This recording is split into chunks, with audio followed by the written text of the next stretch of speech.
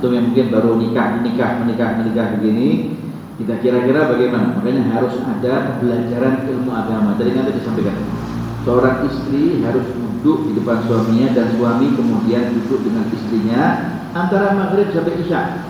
Setelah baca hadis, setelah baca Quran, hizib dengan istrinya, baca ratibul atas, ratibul haddad. Setelah itu kemudian duduk dengan istrinya terus ilmu agama. Kalau suaminya alim, kalau suaminya tidak alim, datangkan ustazah yang alimah untuk mengajari istrinya tentang perihal agama.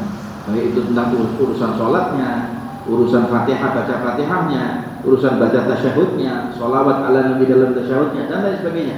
Takbiratul ihramnya dengan ucapan Allahu Akbar, ya tak? Ataupun dalam masalah haid wa nifasnya, wal istihadah dan lain sebagainya.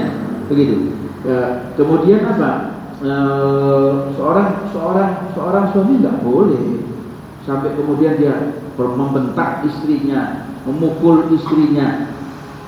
Rasul Shallallahu Alaihi Wasallam sangat murka kalau ada seorang laki-laki yang kemudian dia main tangan kepada istrinya. Jaga muka dan jaga bagian-bagian yang hitam.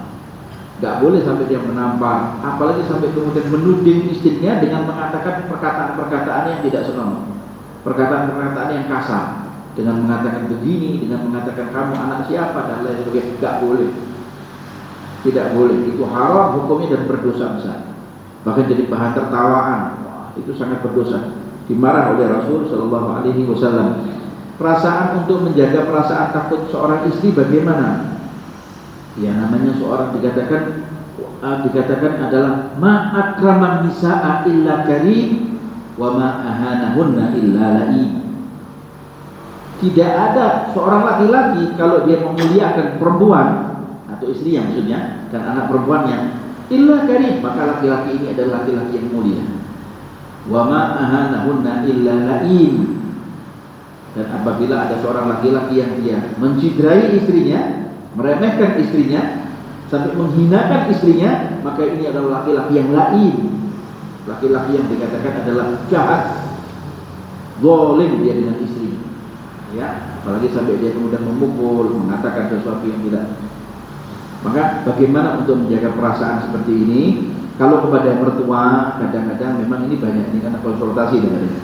Ya, kalau kepada mertua, maka bagaimanapun juga namanya ibu mertua, ibu suami itu cemburu dengan anak laki-lakinya. Istilahnya dia yang besarkan anaknya, lalu kok kemudian diambil oleh perempuan lain. Dia cemburu, sehingga kemudian agak sedikit ada gesekan antara ibu mertua dengan sang menantu. Bagaimana cara menyikapinya? Sudah, antarkan saja ibu mertuanya ke pasar, gandeng tangannya. Nggak bisa jalan, beli kentung kekrek, ya enggak, tuntun, bukakan pintu mobilnya, tutupkan pintu mobilnya, dimarah, ya sabar. Itu yang namanya problem rumah tangga.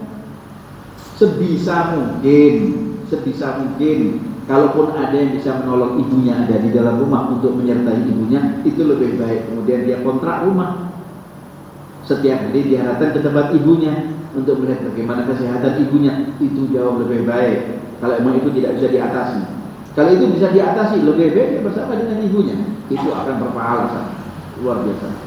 Jadi intinya banyaklah faktor dan banyak cara solusi untuk bagaimana supaya hubungan antara istri dengan ibu mertuanya dan ini adalah hubungan yang sangat baik sekali. Itu banyak cara-caranya. Istilahnya ini bentuknya adalah kasuistis, gak ada bentuk jawaban baku, gak ada jawaban baku. Harus begini poinnya, harus begini poinnya, harus begini poinnya, gak ada. Jadi pinter-pinternya kita di dalam cara menyikapi. Dimarah, ya namanya orang tua marah sama anaknya, dimarah. Dihina, dimarah. Doakan saja kepada Allah Ta'ala. Anda kan punya Tuhan, kita punya Allah yang maha hebat, maha segala-galanya. Doa, ya Allah bukakan hati ibu kami. Jadi seorang menantu, baik itu laki ataupun perempuan, ketika dia melihat mertuanya, itu adalah ibunya, itu adalah ayahnya, sama. Si fulan A dinikahkan, ini ibu saya, tadi adalah abah saya. Saya wajib bakti sama dia, walaupun tidak sama seperti orang tuanya. Saya wajib menghormati dia, saya wajib menjunjung tinggi dia, saya harus sayang sama dia. Walaupun seperti apapun dia membina saya, tetap dia adalah ibu saya, tetap dia adalah ayah saya. Bagaimanapun juga dia telah melahirkan suami saya. Suami saya orang solehah misalnya. Suami saya orang soleh ini dari siapa? Ibunya soleh, ibunya orang solehah. Maka keluarlah seorang suami yang soleh, yang alim. Jadi harus ada motivasi-motivasi seperti itu. Ada bayangan-bayangan seperti itu, ada asumsi-asumsi seperti itu, supaya tidak terjadi timbul saling kemudian cemburu satu dengan yang lain, menyimpan dendam kesumat. Dan banyak terjadi sampai sekarang ini, menantu membunuh ibu mertuanya meracun menantunya sendiri. Gara-gara apa? Gak ada iman. Menantunya gak punya iman, ibu mertuanya juga lemah imannya. Waliyadzubillah. Saya kira itu. Jazakumullah.